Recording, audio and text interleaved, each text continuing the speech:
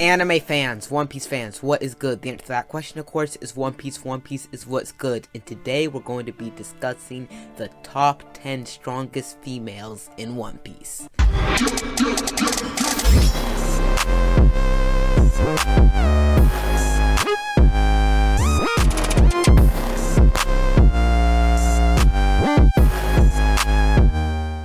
Let's be honest here, there aren't a ton of powerful females in the series of One Piece, but the ones that are there are pretty dang powerful, so I'm just going to be listing the top 10 strongest females in the series in my opinion. So let's just get in it. And so at number 10, we're going to have Vinsmoke Raiju. So Raiju, of course, is one of the Vinsmokes. She has a ton of the Germa tech. She's one of the Germa Kingdom. And she's just pretty powerful. She's poison pink. She's just going around with all that raid suit awesomeness. And she uses a lot of poison techniques. So there's not a lot of deep thinking into this one. She's just a fairly powerful character. Has some pretty cool abilities, what with her poison kicks and whatnot. And she's able to digest poison and is basically immune to poison and can use all types of poison. So she's just a pretty powerful person with some pretty powerful abilities, and she's just going to be at number 10 on this list with not too much deep thought behind it. She's just a pretty powerful character.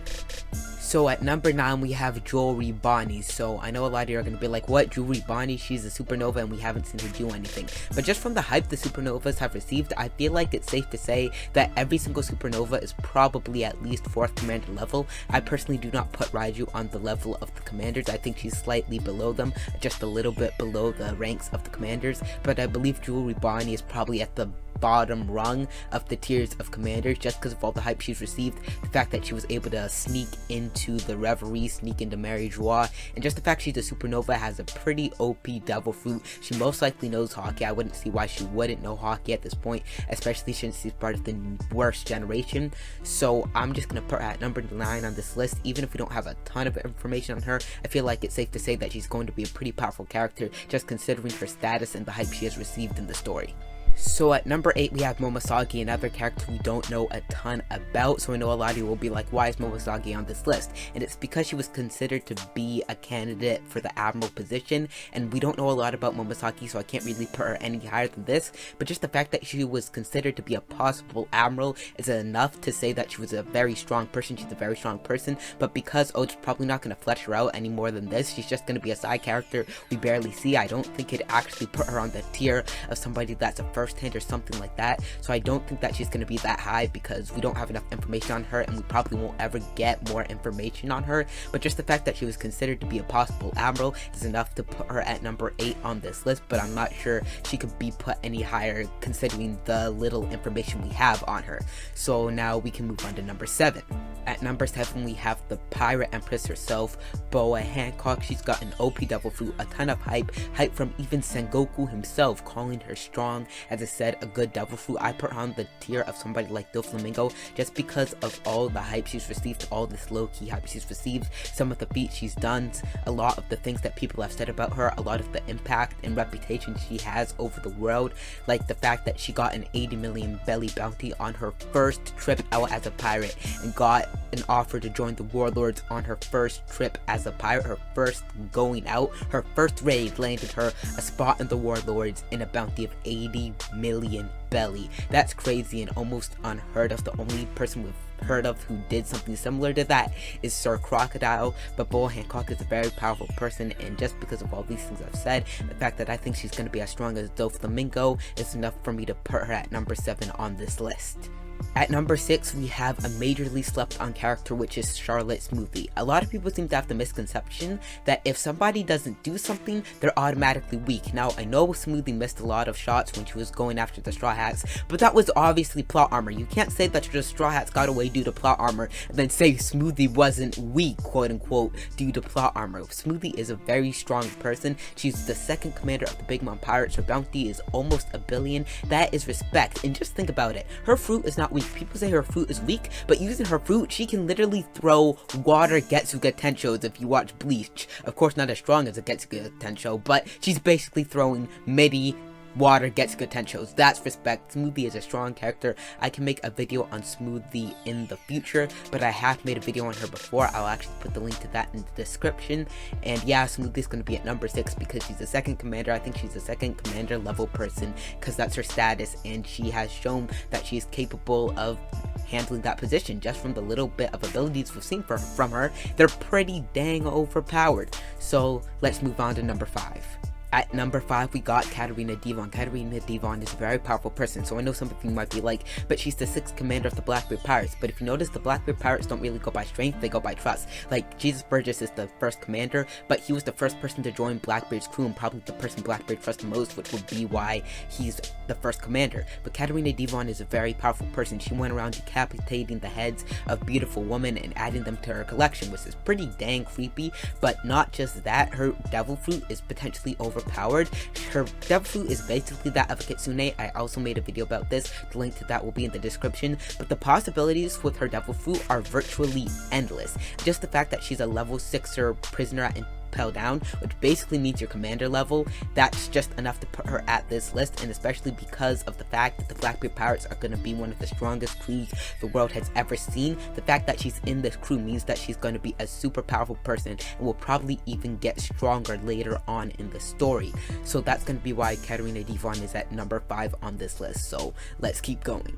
At number 4, we have Shakuyaku, better known as Shaki. No, we don't know a lot about Shaki, other than she's Rayleigh's partner at Shaki's rip-off bar, but Shaki did mention she was being chased by Garp 40 years ago, so that probably means she was part of the Rocks Pirates, even though that's not confirmed. She wasn't one of the members stated to be part of the Rocks Pirates, because we saw the members that weren't people we already knew. We saw them at Thriller Bark, so we know that she's not any of the ones that were mentioned, but she still could have been potentially part of the Rocks, and at least part of somebody's crew who left the Rocks or something like that. She just seems to be a powerful person, somebody that Garp was chasing, maybe even part of the Roger Pirates, even though of course that's not confirmed. But just the fact that she has that hype of being chased by Garp 40 years ago, just the fact that she's an associate of Rayleigh's probably means she's going to be a strong person, and I think that in her prime it would be reasonable to say that she could have been on the first-hand level. Of course, this is kind of just conjecture and kind of headcanon, but that's just where I would see Oda placing Shaki in the whole array of power scaling of One Piece. But of course, I could be wrong on that, or I could be very right on that.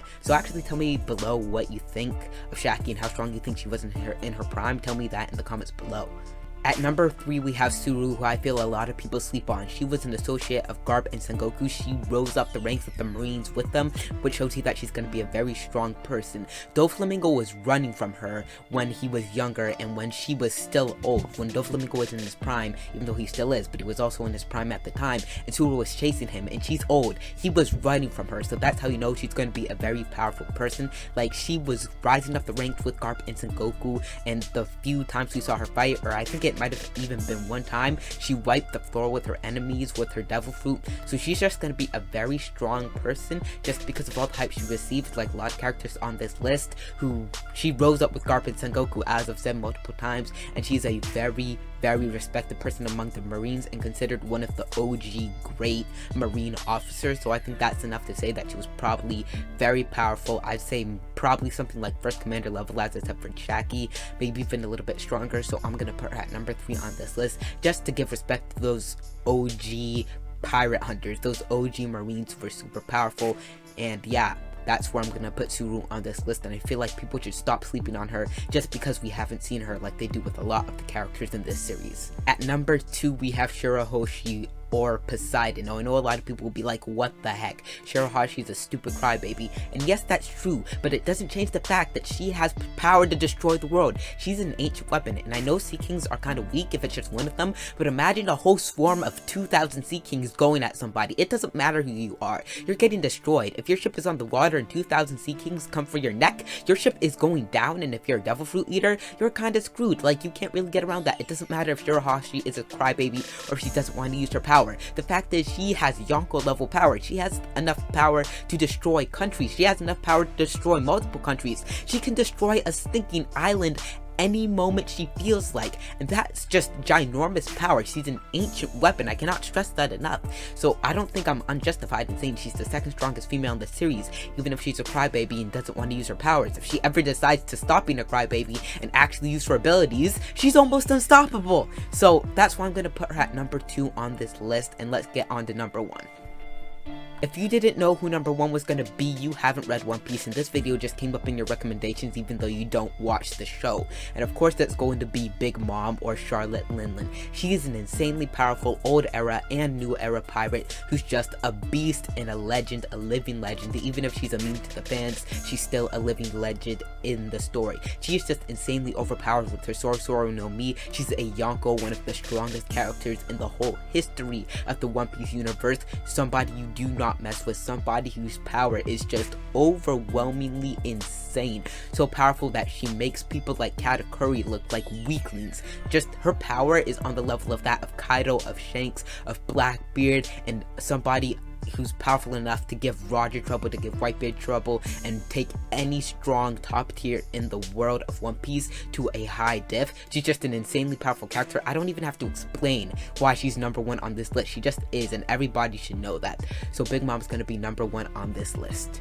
So that's it for my top 10 strongest females in One Piece. Comment down below your top 10 list of strongest females in One Piece. I hope you enjoyed this video. I know it was a little bit different and maybe you don't agree with a lot of my points, but you know, it's all opinion, it's all fun and games at the end of the day. This is an amazing series and we're all super invested in it, so it's just fun to put out your opinion on the matters concerning the show. Thanks for watching. If you enjoy my content and only if you enjoy my content, like this video, subscribe and turn on notifications for more One Piece content, and I will see you in the next video.